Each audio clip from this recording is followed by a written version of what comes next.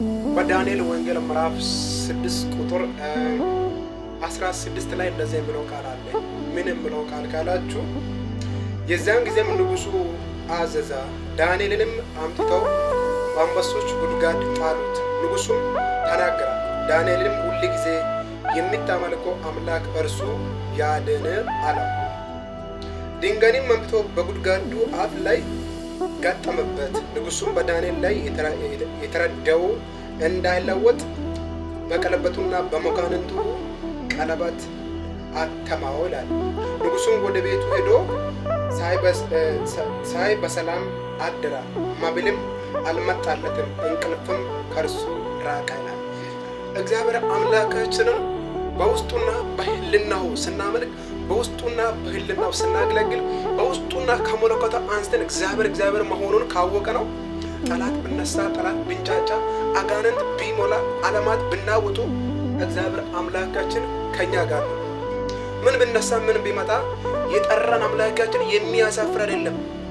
መንገድ ላይ ወጥቶ ለአውሬዎቹ የሚሰጥ አምላክ አይደለም። ዳንኤል በአንበሶች ጉድጓድ ላይ በተጣለበት ንጉሡ ዳንኤል ተበላው ያለ ብሎ አይኑን እየቀረቀረ ጠዋቱን ወደ ጉድጓዱ ሲሄድ ዳንኤል እንኳ ተበልቶ አይደለም የተገኘ በህይወት ኖሮ አንበሶቹ ትራስ ሆኖ ታንተራሶ ነው ያለው። ገብቷችኋል? ነገር ግን እኔ ከዚህ ለመቀበል የፈለኩት መልእክቱ ምንድነው? ወዳጆቼ የምታመልኩት አምላካቸው እንዲያድን ባመናችሁት አምላክ ላይ ድብሊ ገብታችሁ ልቦናችሁን ለሱ ስጡ።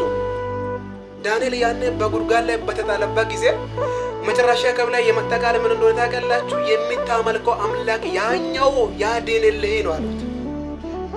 የምታመልከው አምላክ ዛሬ አንተ የምታመልከው አምላክ እንዴት ምን አይነት አምላክ ነው? ልብን ወስና ውስጥን ሰጥታ ረጋ ብላ ያድነኛል ብላ አዎ በሱ ላይ ከተከተልክ ዳንኤልን ከሚበሉትና ከሚያጠፉት ህይወታቸውን ከሚያቀነጥፉት ያዳነ አምላክ አንተም እሱን ካመንክ አንተንም ያድንሃል። መጨረሻ ከብላይ የምታመልከው አምላክ ያድንህ ነው አሉት። ዛሬም እኔ ያመልኩት ዳንኤልን እንዳዳና ያድናል። ነገር ግን እናንተም የምታመልኩት አምላካችሁ እናንተንም ሊያድናችሁ ይችላል። ማምለክ አይደለም የሚያድነው፣ ማመን ነው የሚያድነው። ማጮህ አይደለም የሚያድነው። ውስጡ ላይ ሆሊ ስፒሪት ላይ ያለው ህልውና ዲፕሊ አምዊት ጂሰስ የምትሉ ነው። እኔ ከኢየሱስ ጋር አለሁ።